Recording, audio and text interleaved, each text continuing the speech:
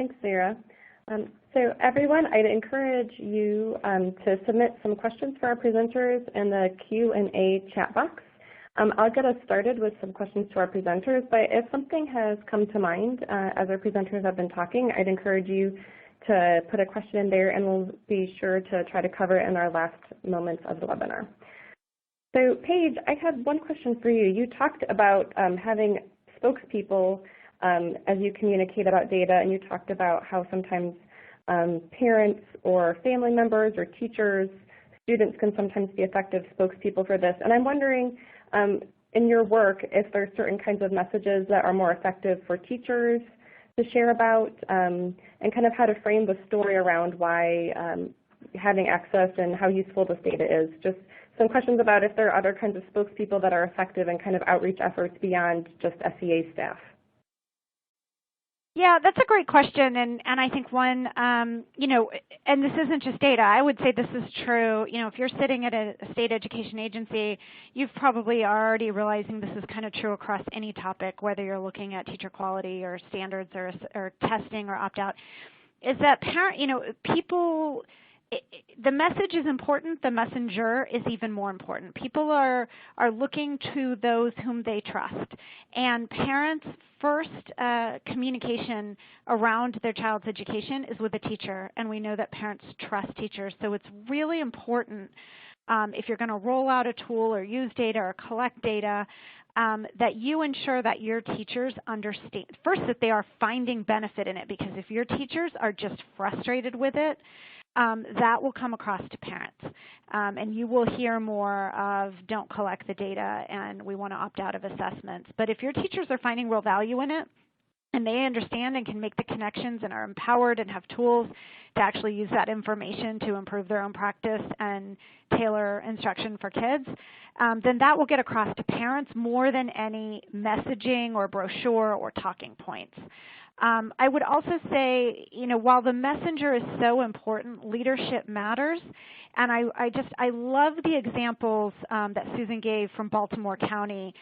It's really important for leadership to communicate this to schools and to people at large and have their name associated with this work to parents and be really clear about why it's important. It really should come from every level. But like I said, long before they ever get to some of those pieces from superintendents or from states, they do talk to teachers, and they probably have an opinion before they ever get to whatever the state is sending out. I would also encourage you to think about, don't just say it one time and in one way. You've got to hit them on Twitter, on Facebook, with a piece of paper and a letter, with an email, through the teacher, through the state directly, on websites, in person in town hall meetings. I mean, you have to kind of hit, because everyone gets information differently, and you can't say these things enough times.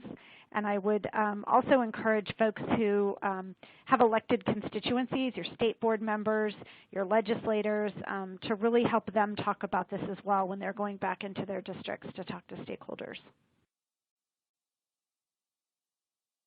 Thanks, Paige.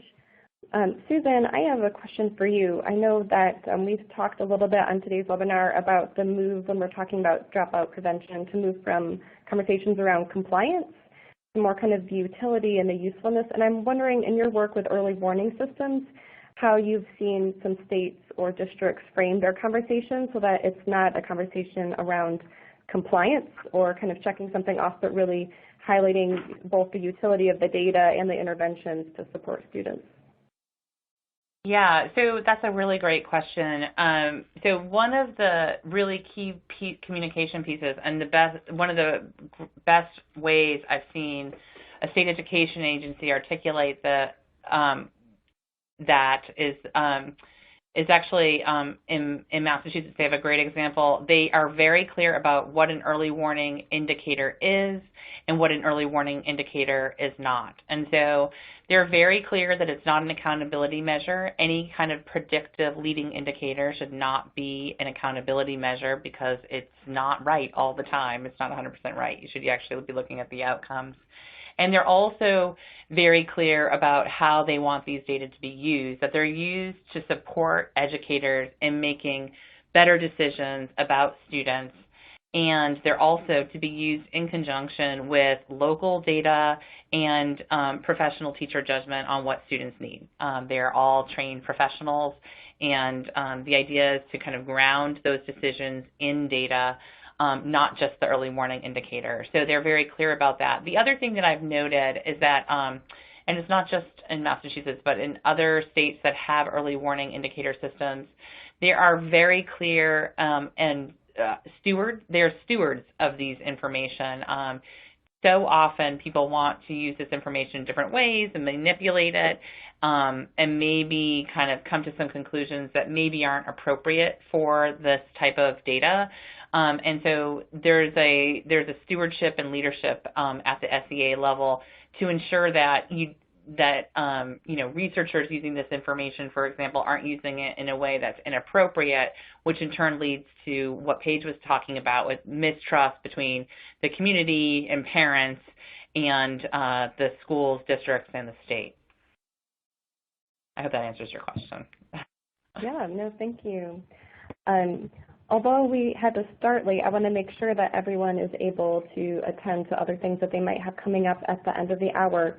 In the group chat box, I've just posted a link to our feedback survey. This should only take you a few minutes of time to complete, but it's really important to us to better understand how to improve our work, what was valuable to you about this webinar. So please take a moment to click over. We'll also send it out in our thank you for this webinar.